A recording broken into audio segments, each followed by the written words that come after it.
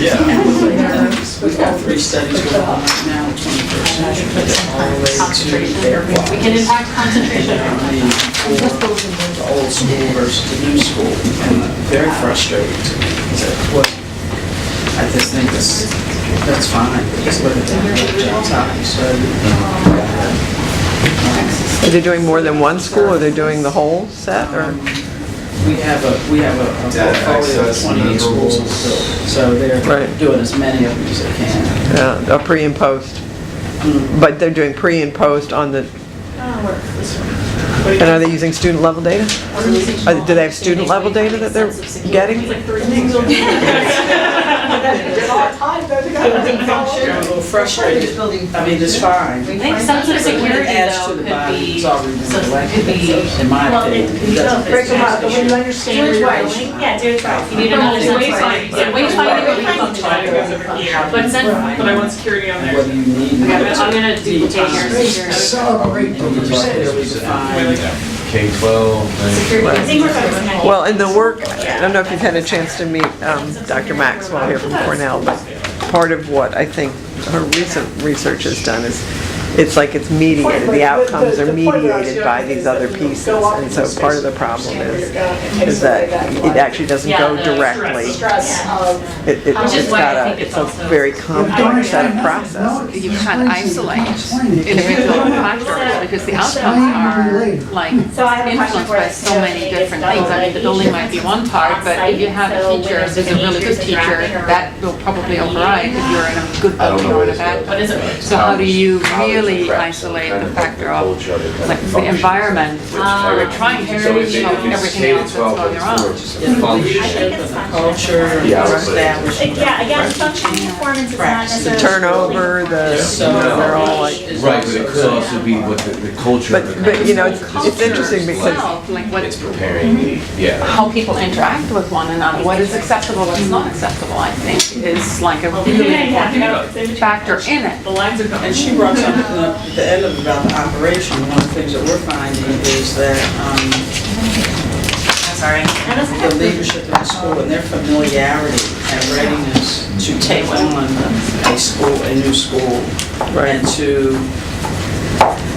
to both on a facilities level operate it, but then on a teacher level, be able to utilize the school in a way that impacts the way that students use the school and the way that they learn. Yeah. And there's not enough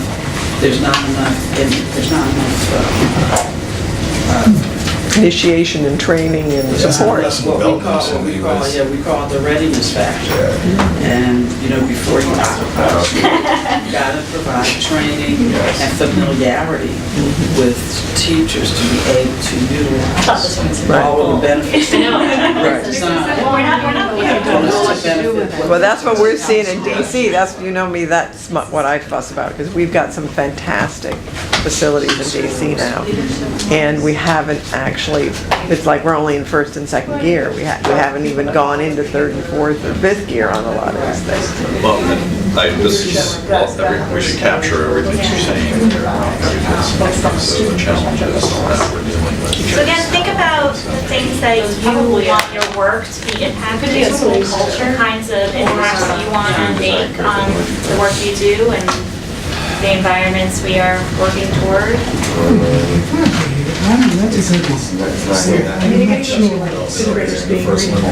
Because that's What's your, yeah, You're saying you're putting what up is it behavior. well, I don't know. That's a good question. But space allows the impact Professional students development. design. have their own, I think it so goes- that allows for I wouldn't, I sense of think individuality and like. Yeah, and it literally. To affect behavior. I think it's the culture and the building because that's the part that we're not linking it to. Is that the building has curriculum environment, there's the building will allow. Allows or to use that toward teaching and learning. There it is. And Longevity, that's the function And of the building. See, clarity, That's what we clarity. want. We want the building to be. really a little more black and white. That's the building. Yeah, although Engineered, you know, yeah, although it's messy. But, All right. No, those are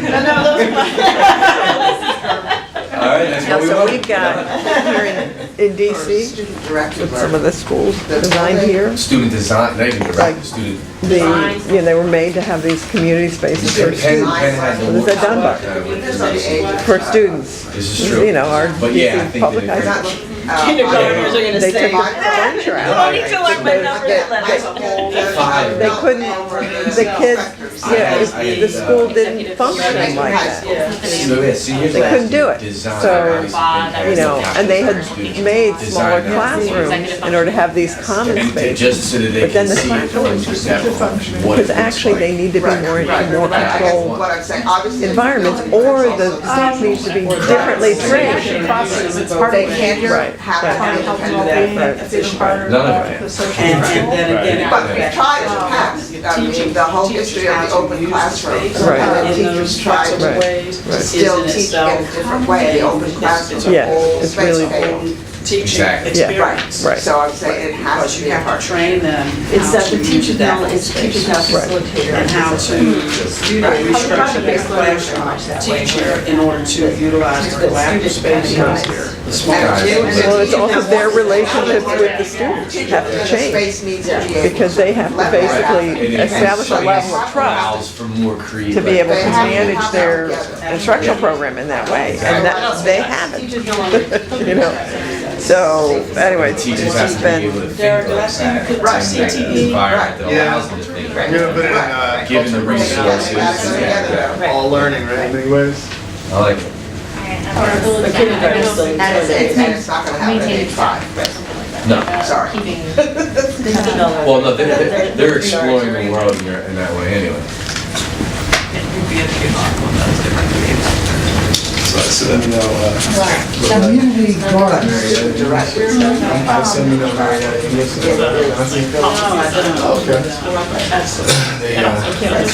With, I know Marietta English, I don't know. So they beat you to it? But it could though. I already had it written down. If the gravity. Yeah, we were debating where to put it, so- Students come towards a thing. So, You're just I facilitating the do design of what that is. that's what we're showing for in our designs. We did a lot of. See where It it is goes expulsion. and then evaluate where the So when you get gravity. experts together. And then it either increases, because you don't want to stifle it, you want to keep it out, so how do you create a That is building not, that's able like you were to? suggesting, that is not, it's not mandated across the country. You know what I mean? So what's on board versus not, it's unfortunate. Let's say 40 more minutes, 2 minutes for yeah, this second activity? minutes, Yeah. if you're writing something. I mean, you continue to ask about it. Then we're gonna talk about it. Yeah, we're gonna go through the boards and then think about what's up there and maybe have a little bit of a dialogue about it.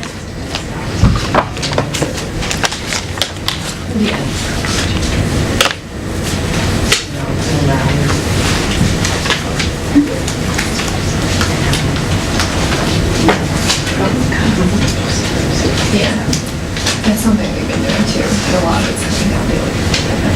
It's great that people are knitting these together. And just like in the past. Yeah. Yeah, it started very nothing, and then once the conversation. It gets more interesting as it gets later. It goes through us first, they can review it after. All right, so I think what we're gonna start doing is start reading off what's here. We can start moving Post-its. If you want to explain your stance on something, we can do that. I'm gonna tell you what the next phase of this is, so that as we go through this, you can kind of prep yourself for that. So the next phase is we're gonna start prioritizing this. You're each gonna have a chance to give dots that you get 5 dots each, and you'll be able to put a dot. If you want to pick 5 separate things, you could put 1 dot on 5 separate things. If you are gung-ho about one specific thing, you could put all 5 dots there, however you want to do it. So as we go through this, if things really resonate with you, and if you really think that's the kind of impact we should be thinking about, yes? For context, for Yes. the rest of our time together, are we going to talk about, are we going to go on the To the next outcomes, step, yeah. the Yes. outcome Yes. side of it? Because that Exactly. directly affects how we might think about these impacts being important or not. Very much so. So That's the- the afternoons piece, so. But we are going to be asked to prioritize before we have the conversation about outcomes. Right, and we can change that. So the purpose of this morning is to really get us thinking about what kinds of impacts there could be, and the prioritization will help us focus the discussion for the afternoon.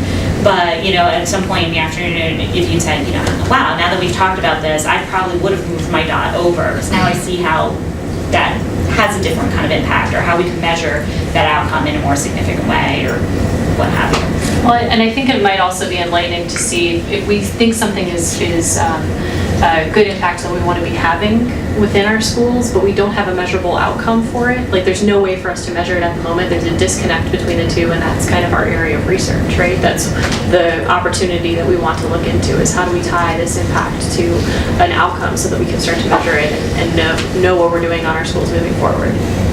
Yeah, you're trying to look at two levels. You're trying to look at current, future, in terms of your own mind. You need to turn off inside your head what's coming down the road, because that's going to block looking at possibilities. That's what brainstorming does.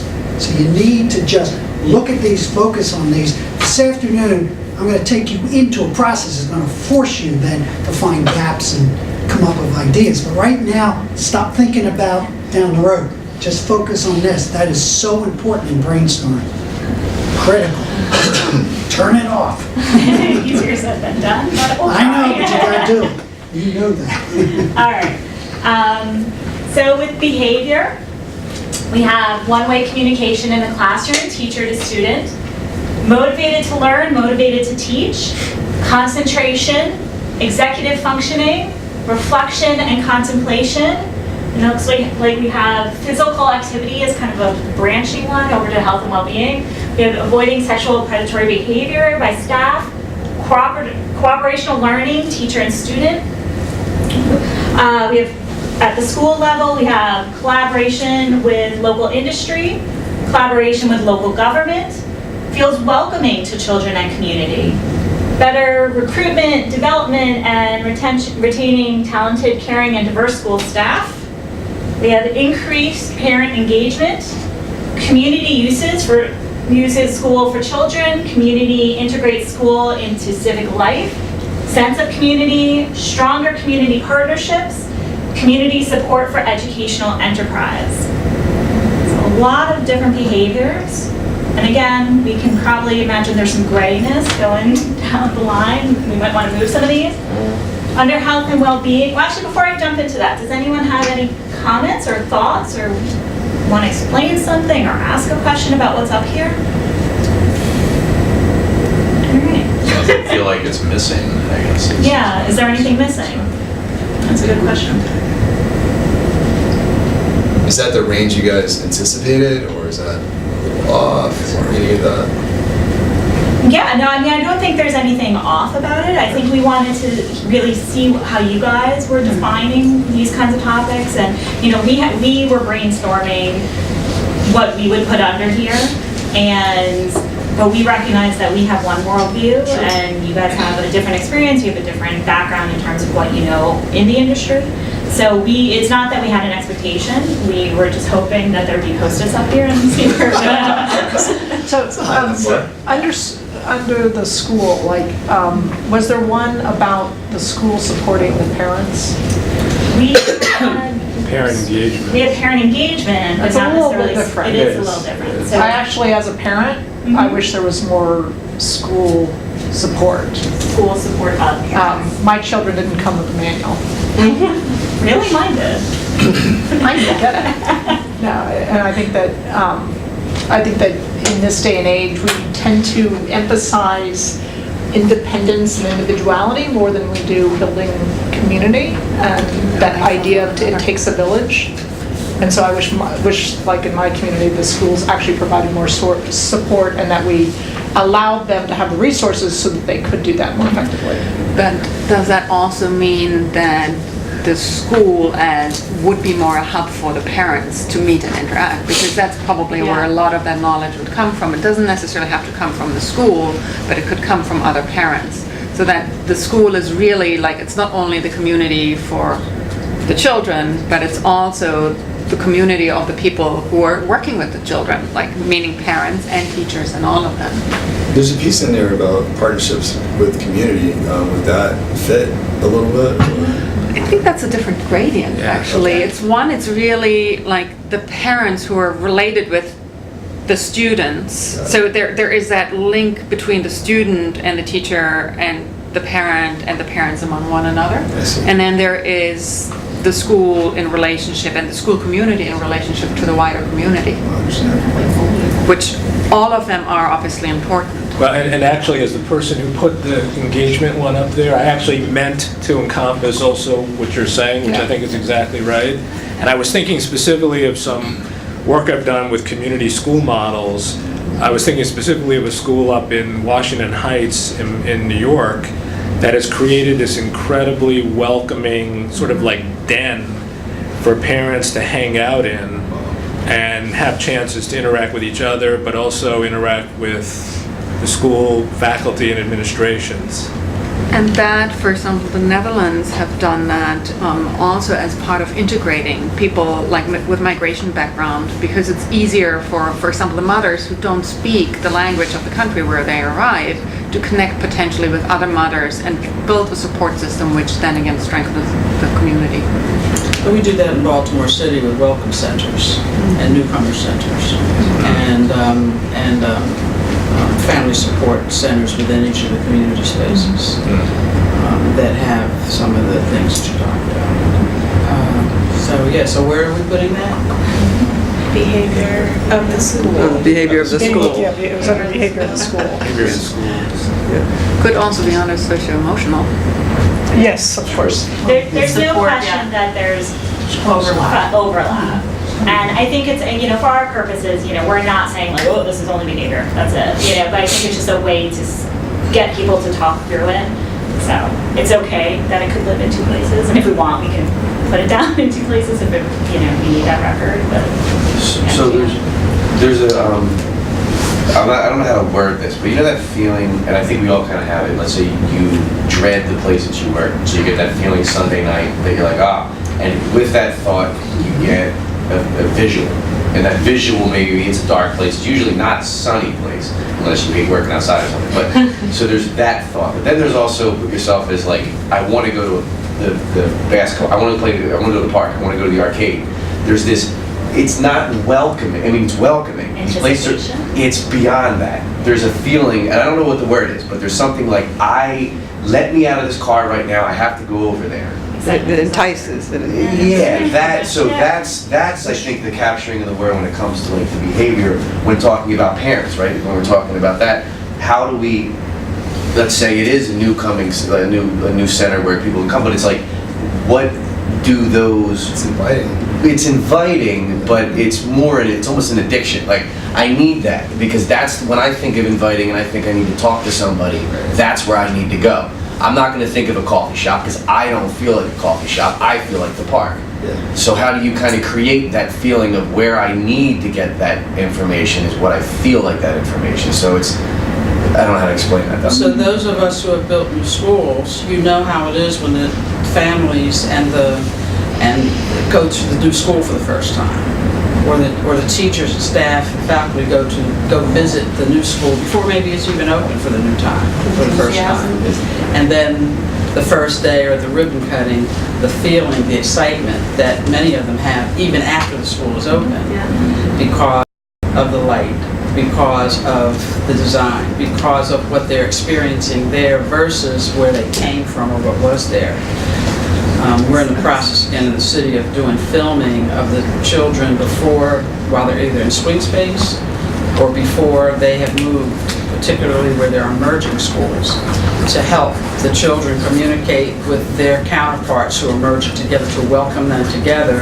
And then we're developing tours during the end of construction to start to create ambassadors with the children to make sure that recruitment and people realize that they want to go, they want that feeling that you're talking about. They want kids to come to the school, and all of a sudden, we've got enrollment going on in an area that we had lost enrollment while the kids were in, swing space, while they weren't there because of the bad experience. So it is creating what you just described.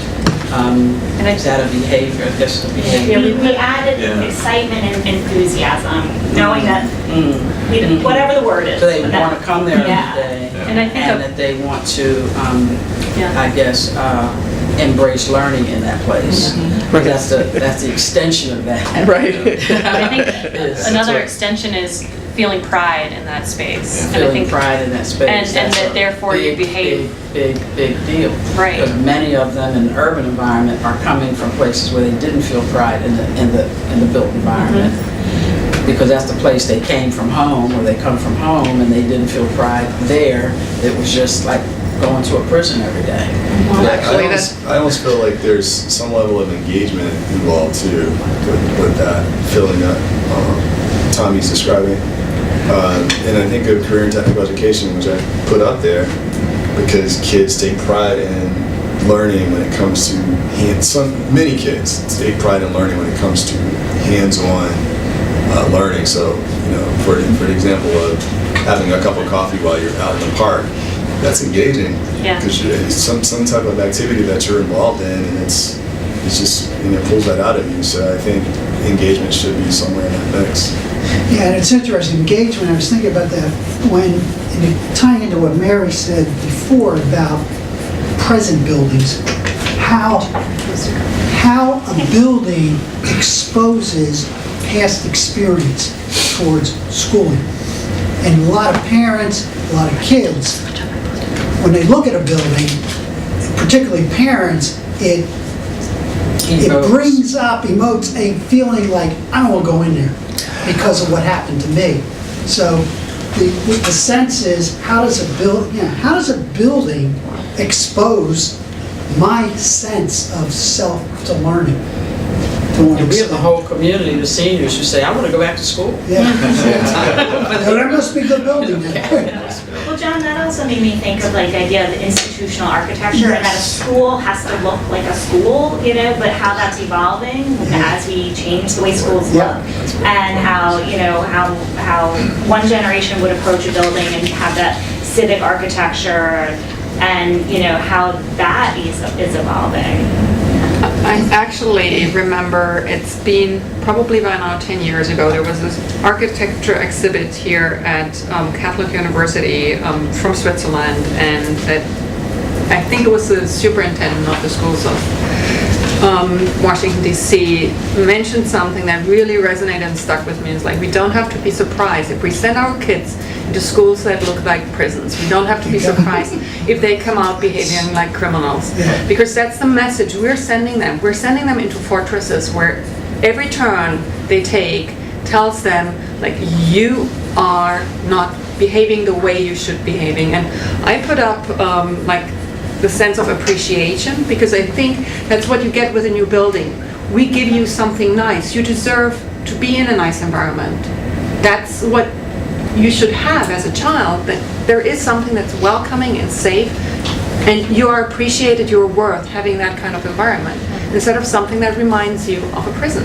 However, where you have I will tell you there's a lot of challenge to that. There is. Because of financial strains and the idea of educational adequacy.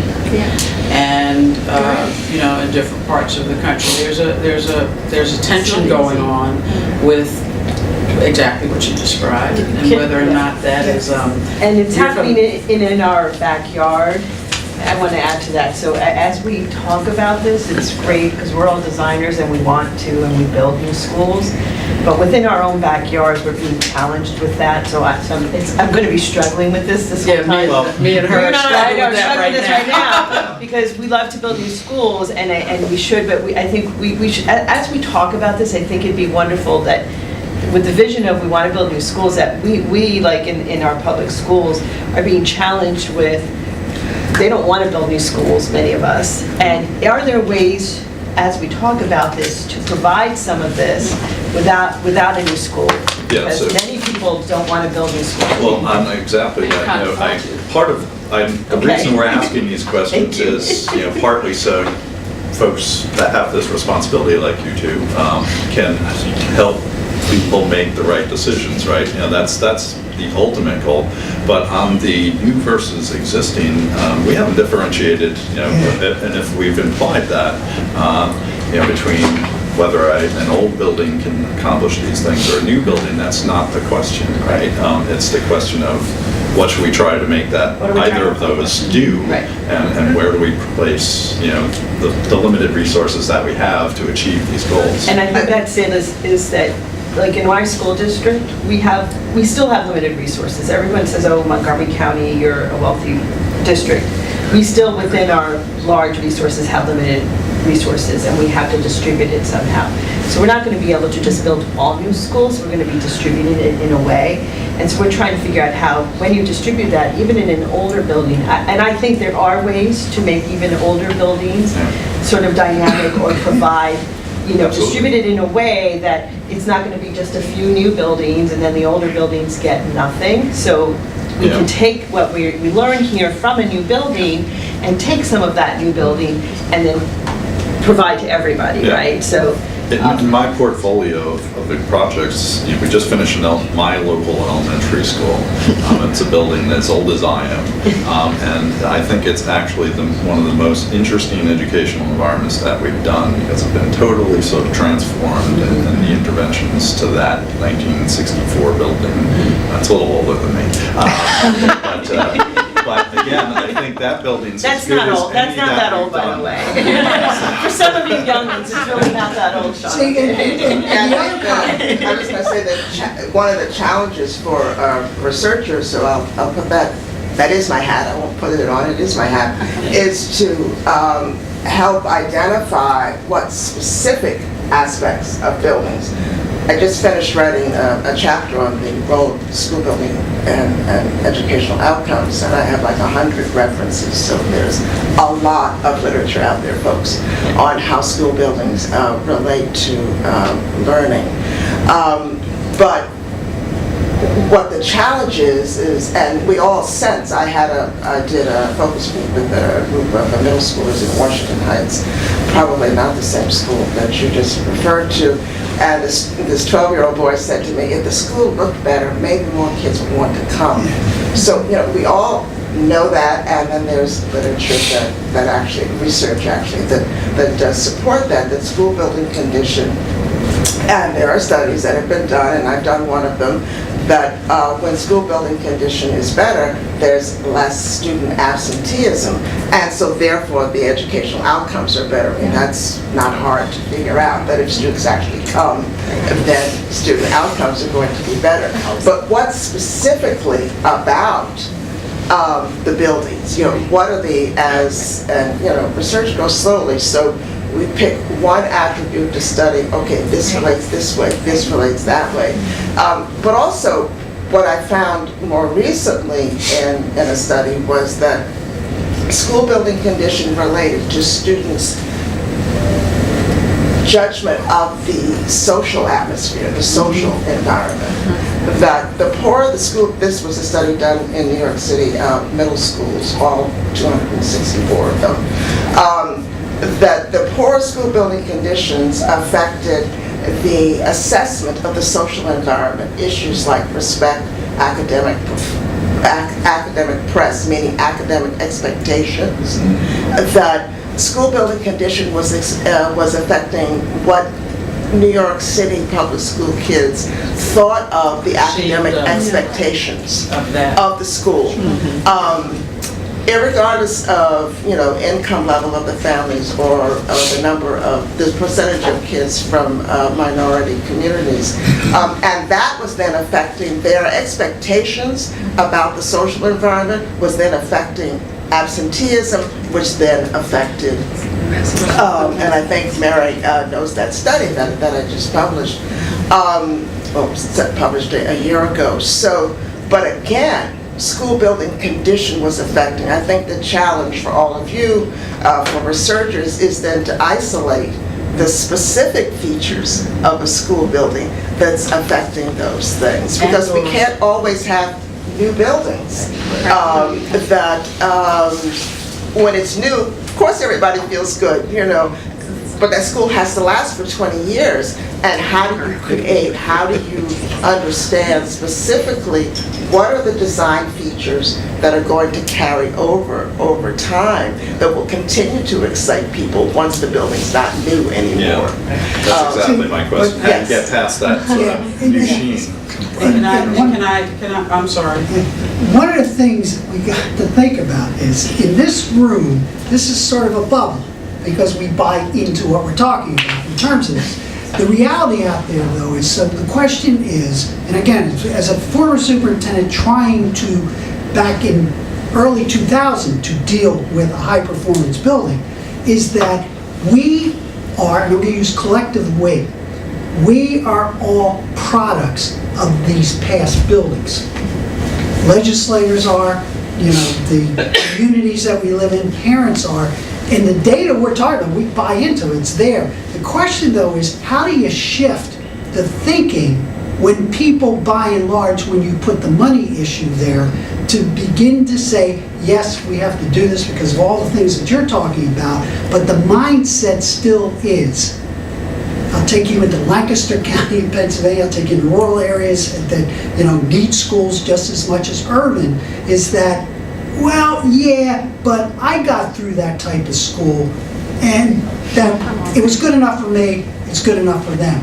And that is a major shift of thinking that we have to look at regardless of It's just not that hard. They went into a school that was 40 years younger. I mean, and so as we look at I think that to me is, we've got to keep in mind is we're all products of the present structure. But an extension to what you're saying and to what Dr. Maxwell is saying is articulating that to legislators and to the people who are the decision makers. I see them glazed over when they hear these research reports, and if we can articulate and connect with the current technology, the current society, because that's the problem, is we grew up in those, but we're not living in the system, the products that these kids are living today. It's a different that makes world. sense. A computer. Who here has a computer that's over 10 years old? Yeah, it's a different Yeah. world, but making the connection or articulating the things that you talked about in a way that sort of brings them home in a way that hits the nail on the head in a complicated, but it's a matrix of things, articulating which ones have the most impact, and then connecting it to educational outcome expectations is the challenge that nobody's really taking that on. Mary and I can both probably speak to just the value of community partnerships, to go to these congressmen and local officials. I mean, because in the past, it's not really before my time. It was just I was a little young when Tip O'Neill was out there touting all politics is local. It's a reality and it's true. I mean, if there's enough local groundswell speaking to these issues in a way that is relevant to these people, these elected officials, and I think there is an opportunity to make some impactful change. I'm going to jump in here because I think we're starting to branch into the strategy side of things. Yes, we are. So I want to pull us back here because I think being mindful of time, I want to continue to share what's up here just so we can all see what's up here. I love the conversation that's happening and I want to make sure it keeps going, but I also know we have a lot to talk about. So, do you want to take Sure. So from the individual scale, we have six days in absenteeism, activity levels, cognitive function, alertness, ability to focus, and memory all kind of got lumped together there. Circadian rhythms, sense of calm, respiratory health, and then sort of in between the individual and the school, we've got celebrating student strengths. Then at a school scale, we have classrooms and spaces that are acoustically treated. Then in between school and community, we've got healthy food choices. And then at a community scale, we have access to health services and information, community gardens, and population health management. So anything missing from this? Anything that should be lumped together, moved? Less on this one than we did on behavior. right, well, let's just keep going. Yeah, just to keep it going. Okay, so we have socio-emotional, we have happiness, privacy and interaction, or privacy versus interaction, bullying, growth mindset, embed social emotional learning in our classrooms, control and empowerment. School level, we have sense of pride, school pride and image, sense of community, respect among/for all users, collaboration, which is sharing of knowledge and experiences, team building, sense of belonging, sense of security. We have something motivation. I can't read something with an I. Inward motivation? Increased. Increased motivation. I also have Inward motivation is good too. Parent support and community level. We have ensure and deepen partnerships with families and the community. So again, we're kind of seeing some overlap with behaviors, I think, here. And then at culture and personality, we have accommodating different learning styles, differences in learning styles, sense of belonging, personal growth, reduced cultural identity, school culture, places to hide, image, appearance, expectation, CTE, leadership models, professional development. School helps integrate diverse families and cultures, promoting equality, and eliminating opportunity gaps, access to facilities and services, and spaces to celebrate diversity. Also, not to forget the ones that we're bridging, we have sense of appreciation, integration of mothers/families with migration background. I have a question, I'm not, what is CTE? Career technical education. Yep. Comments, thoughts before we push on? Anything really bubbling up, pressuring you? No, okay. Last minute, you wanna? Sure. Building function and performance, we had too hot to learn /comfort, connections to careers and occupations, school are appropriately funded and staffed, ongoing investment in building support staff to care for the facility, flexibility in use, recruitment and retention, college prep /trade, student design curriculum, professional development, staff retention, general academic expectations, vandalism, reducing energy costs to run the building, safety from intruders, age differences on site, flexibility and evolution of the programs, data access measurable, organizational understanding, wayfinding, etc., identifiable and welcoming entrance, flexible spaces, environmentally regenerative, real estate values, community supports capital renewals, and modular, adaptable, non-concrete. I love some of these. I was just gonna say, I think there's some that can be lumped. Why is vandalism on there and not behavior? Whoever wrote that, I'm just curious. I put it there because I think it's something that like leaves traces. It should be both, in both places, but I think it's a little bit that downward spiral, because once you start having vandalism, the first graffiti on a new wall breaks the threshold for the next one and the next one and the next one. So it's really like, I saw it more as the traces at the building and the maintenance character, but it should be on the other one, obviously, as well. And I would look at vandalism as an opportunity for a creative space. It depends on, I think, really what kind of vandalism it is. I mean, if it's a graffiti, it's one thing. That might be a creative expression, but if it's just breaking off the code books or stuff like that, it's just about breaking things. Burning the equipment. Burning the equipment, it's something different. So I'm adding creative expression with parenthetical graffiti versus vandalism. Yeah. It should also be in social emotional. So where do you want this to fall? Is this behavior? Is this? It should also be in social emotional. Yeah. Because one of the things, we're struggling with is trying to articulate why is it happening in the way that it's happening. It's really a social emotional issue as it relates to the attack against the building. Right. It's saying something about How they the behavior, saying something about the impact that the social environment is having on kids to attack a place of learning in the way that they're doing it, not just, not some people breaking in and taking some copper. I'm talking about destruction, purposeful.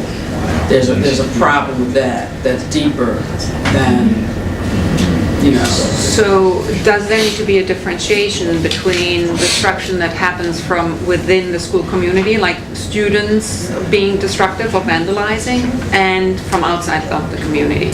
Sure. Of the school? Because I think that's also an important factor, especially if you look at the role of the school within the community, because it's like, if the school is an integrated part of the community will probably watch out for it and take a certain pride in a different way. But that's what you're saying, if. Yeah. Yeah, well, that's But one. like, can we create that? That's correct. That's the question. And there goes back to the engagement, Yeah. the bringing the community into the pride, Yeah. the fact that the school isn't there as this representation of the institution that is denigrating, taking away their, disenfranchising them. And It's probably gotta be also part of- that the school is not only for the kids who go there, but That's it right, has it's a for bigger the realm. So it's really for the Yeah, community. I'd say for us especially, that's been a bigger issue lately. Like, in the last 3 months, we've had 3 different elementary schools have their playgrounds burnt down, not by those students. We have two, it's a trend. Yeah. They run around, burn down playgrounds. So most of the time, the vandalism's not even coming from the student body itself. It's from outside. Well, in some cases, in our case, there's a lot of vandalism coming from the student body. It's crazy. Yeah, it's And both. you wonder why would that, yeah, it is both, but why are they doing that? I think what's interesting though. My son's school was during the school day. That a child just did it, could be outside in the evening and he came home and said, boy, just spray painted, just in the bathroom, we did something during the day. So it can happen both, there are things happening after school hours and then there's just mischievous behavior going on. So it can happen I think there's a little of the day. bit of aspect though, that's the chicken and the egg though, which comes first, because one of the schools that I'm doing right now has such a strong community that the building is not what makes them a community. In fact, they're a community in spite of the building, and even when they move into their swing space next year, they will still be a community. And I think that a building can foster the community, but I still think that the community ultimately is about the people and, basically finding out too what the kids are passionate about and framing their learning through the things that they care about, as opposed to it being too abstract and them not relating to it and for it not being relevant. And that's again one of the things I think this school does very well, is they make everything immediately relevant to those kids. And they do everything through a lens of what matters to those kids. And so I think that they are able to reach them and have great success. But it's also why the processes are so important, because you can hand a community a nice shiny building and say, here, we've done this for you with your noblesse oblige. And it is not the same experience as when a community has been out there fighting for it, a partner in it, shaping in it, kind of owns it in a very different sort of way. So Whether their kids go there or not. Right. No, it's an interesting concept though about what you said about school, because depending on the community, because we have plenty of old schools where the concept of school is the community and the kids that are in it and the parents are in it, and they have an old building and they still love their building. They love their school. Right. The concept of school being the community and the kids in it, and it's an old building, but they love their school. If they get a new building, then it just Try to close it goes up higher. Try to close an elementary school. Exactly, and we've tried to close, and my office is the one who's in charge of that, and they've told me, and I've never had to do that, and we do boundary changes, like I said, we have to do many things, and that's one of my responsibilities. We're in the process of a boundary change to open a new school, right, that's never had a school in their community, and they're already saying that's our community school. And they've never had a school in their community. They've been going to other schools, and it's becoming a very contentious boundary study. So this whole concept of school, where now they're saying it's our community school, and they've never had that school. It's been an old building that's been an office. We've torn down the building, built a new building, and now they're saying it's their community school.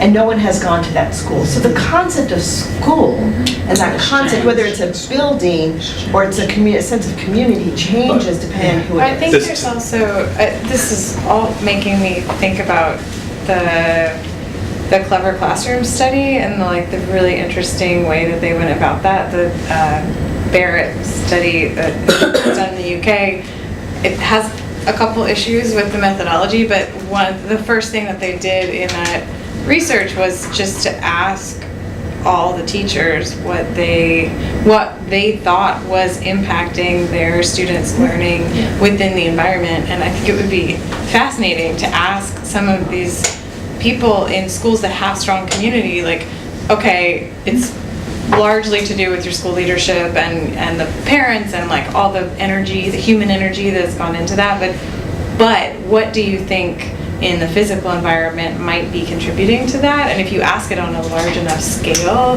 I think we may be able to hear some things about the physical environment that we maybe haven't heard before. And that's exactly what they started seeing was, they actually, the parameters, the impacts that they started looking at in the built environment in the school became pretty different because of what they heard from the teachers, the really large body of teachers that they surveyed about what the So teachers that could thought even was be, impacting. that could be a national survey, don't you think? It doesn't even have to be building specific. I'm asking, I'm thinking, could you ask that question and learn a lot without knowing the particular features of the school that you're asking about? I think so. I think so too. Yeah, I think Right. so. It's one reason why we studied community in the POE, because it captures almost all of these. If you get the community piece right, I would suspect, right, or it shakes out a lot of very positive impacts, across all of them. But I don't think you can have a successful community and a really crappy building, and that's true in some instances. But we're after the environment here because that's part of what we're after. So you can have a drag, you can have something that's neutral, or you can have something that's really enhancing education. We're trying to get to what this one is. But I did work on one project where they were in a crappy old historic building that was falling apart on them, and we interviewed teachers after we doubled the size of the school, gave them all the facilities that they didn't have. They said, that cruddy old building, we were sitting on top of each other all the time, and now the building's twice as big and we don't see each other all the time as much. So I think that's a real issue, right? And it's almost perverse, right? That here you are now with this fully modernized building that's got all the things you didn't have before, but now you feel like you're not quite as connected as this. So how do you figure out what that connection point is to get to? And the research methodology, I think, is very critical because one of the problems, so when you look at this right here, the arrows are taking us in a very linear point of view. And the problem is life is not linear. It's highly interactive. And so the distinction between a qualitative and a quantitative study, and we battle this at Drexel and a lot of other universities, is the difference between a PhD and an EDD. So the PhD is pure research. When you look at it, EDD is you're working in the field trying to listen and hear the voices of that field.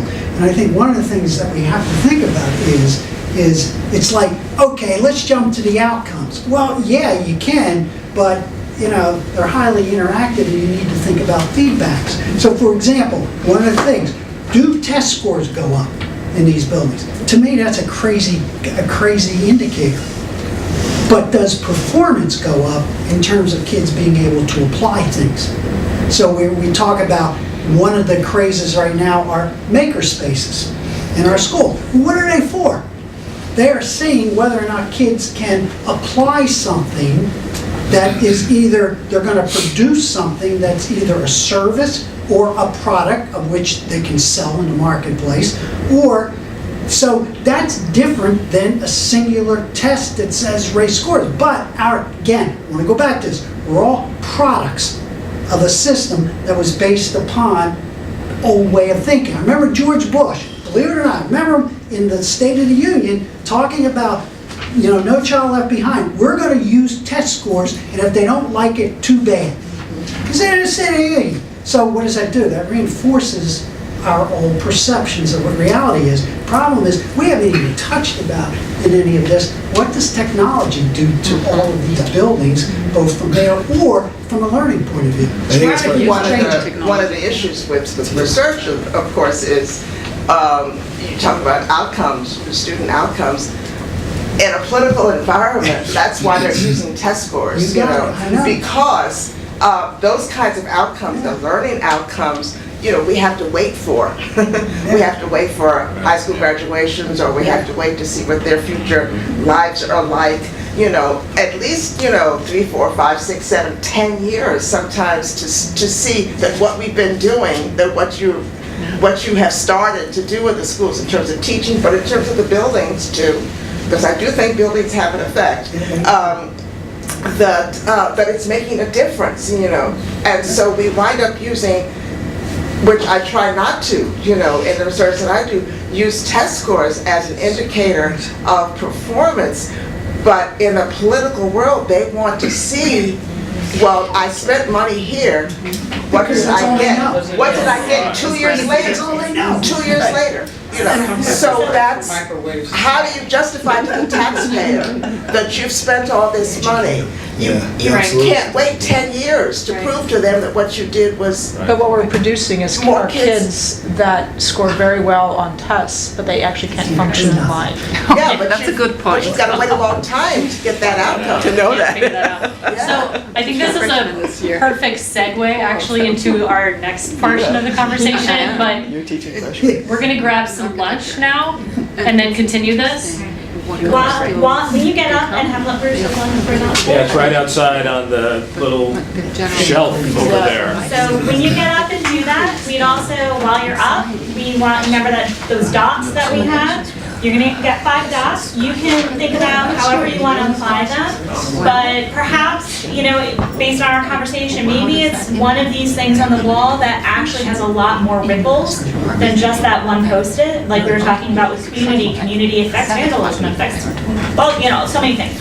So you can choose it that way, if it's something that you're very interested or that you think the future should move to, put your dot there, however you want to spend your dots. We are actually adding a layer of hope. Because we like data. Because we like data. Yeah, it's more than just dots. We are color coding our dots based on your role. So cumulatively, we can look at where all the dots are, but then maybe there might be some interesting variations based on role where certain dots end up and others end up in other places. So Yeah, we know you wear a Excellent, lot of different interesting. hats, but we're gonna ask you to choose just one for this activity. So your options are academic or researcher, you're gonna grab a blue dot from me. An architect or a designer, you're gonna grab a drafting dot because we ran out of colors. School district, you'll grab a green dot, and policymaker or other, not in any of the categories, is red. So as we get up for lunch, you know, come up and get your dots. and it's not like a real set in stone, it's not a real big deal, so I know you probably straddle multiple, if not all categories. Just pick a color. It's interesting, you know.